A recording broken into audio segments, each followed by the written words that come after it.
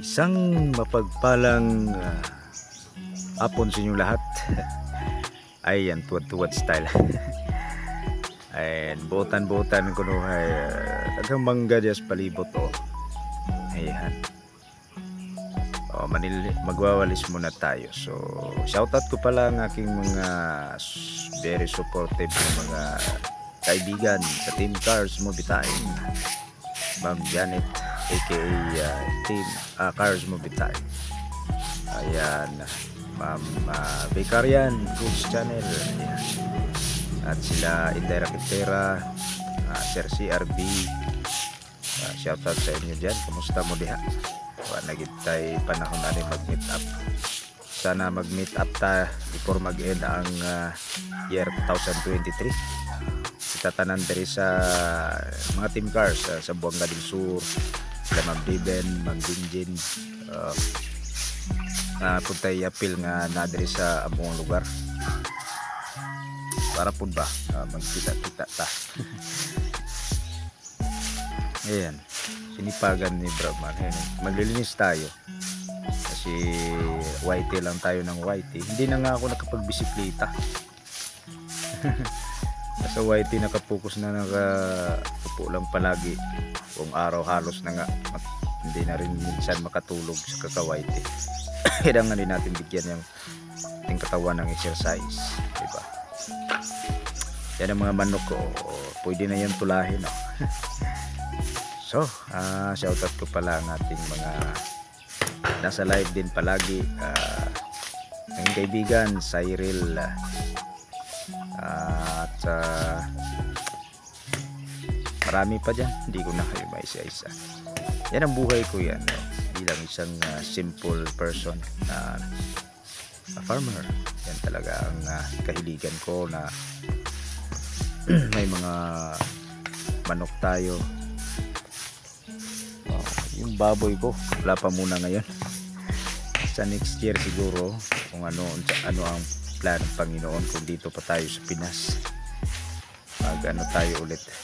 So, mag-alaga tayo ulit ng baboy kasi kung wala na yung sakit, papalipasin ko lang tong month ng this year kasi hindi natin alam yung panahon. Kasi alam nyo guys, last year may nangyayari sa amin dito na hindi namin inaasahan sa buong buhay namin, na matagal na kami nanirahan dito, pero isang trahedyang dumating sa amin. Kaya December pa yon, December, naalala na namin, December 25 after ng Pasko, sa 26 ng madaling araw nagsimula yung ulan. Dahan-dahan lang siya pero yung tubig ang lakas. Biglang umapaw dito talaga dyan sa Inawari sa hindi na yung makikita sa tubig talaga. Lumagpas, alos na lagpas nga sa tao yung tubig. Ayun, naalala ko, sabi ni Ma'am Lisa Saber, nakilala niya ako dahil nagpost ako na may baha. At doon pumasok siya sa Team Cars. I think 1 year na si Ma'am Lisa, magwa 1 year na sa Team Cars. Oo, hindi talaga ako umalis sa dito sa lugar. Nagluluto pa ako dyan, dyan. Iba yan yung may galon na may dyan ang dirty kitchen namin. Nawala yan, tanggalin, pinago ko lang yan. Sinabit ko pa yung kaldero dyan, may kanin. Hindi na talaga namin nakain dahil lakas na tubig.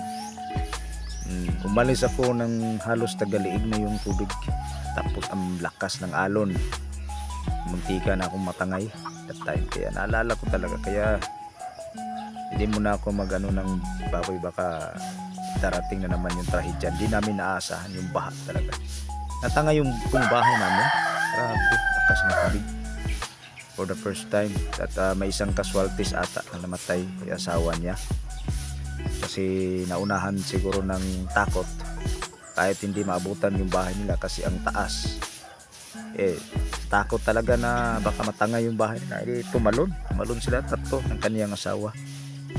Pagtalon nila sa lakas ng agos ng tubig, hindi alam ng asawang lalaki niya na hindi pala nakakapit yung asawa niya sa kanya, kasi inuna nila yung anak nilang maliit. So At sa sobrang lalim na, di pala marunong lumangoy. Ayun, natangay sa agos ng tubig. Ayun. Hindi na makita, nalubog. Hindi rin marunong lumangoy. Kaya sa mga ganyan trahidyar, dapat relax lang. Oo, di tagal din na nag-rescue kasi nasa ang layo kasi, lakas ng tubig. I think sabi nila 30 na buhawi bumagsak sa bukid dito sa aming lugar. Buong syudad talaga na puno ng putik, paho pa galing sa bundok. Halos lahat ng mga business nasira, mga construction, mga feeds, mga bigas kinarga ng dump truck, tinapon siguro yun. Mga bigas dito sa aming kapitbahay, nako, mga pampautang na taghapsak ay wala na, puno ng tubig. Nilagay na lang sa tabi ng kalsada, pinakain ng mga bibi. Grabe talaga damages ng that time. Saka yung pinakamataas na tulay na tawag sa amin hanging bridge, talagang wasak, mataas ngayon, naabot pa rin ng tubig. Kaya talaga hindi namin ma-imagine yung nangyayari. Kaya nag-New Year kami na walang kami that time. At sa awa ng Panginoon, buhay naman. Ang mahalaga ay buhay ng tao. Yung kagamitan, makikita lang yan. Yung pera.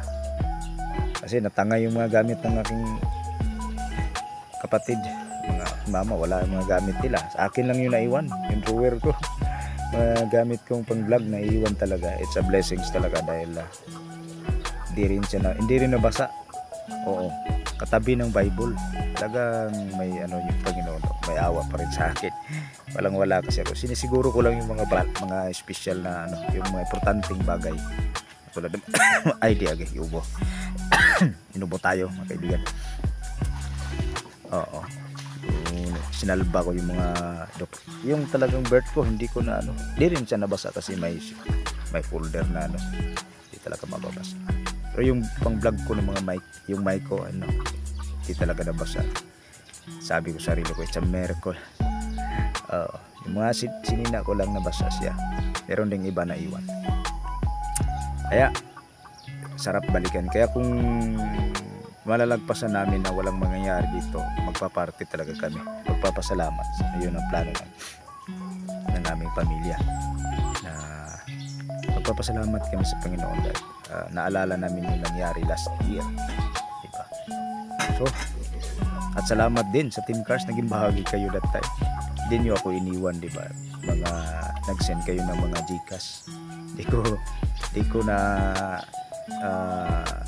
imagine na tinulungan niyo ako, nagsisend kayo, nag-create kayo ng kayo ng mga kaunting tulong sa amin. So, Team Cars, di ko kayo makakalimutan. Lalo na yung mga nagbibigay. Sana ay si God po ang magbe-bless sa inyo. I think 1 year na din, diba? So tagal na din tayo sa Team Cars, almost 1 year na tayo. Yan, ito lang po, maraming salamat. Ayan, malapit na yung mamisa yung inahin ko, 2 yan sila. So madagdagan na rin ang mga alaga. So, yung mga malalaki ibibinta na para may pera. Bye bye.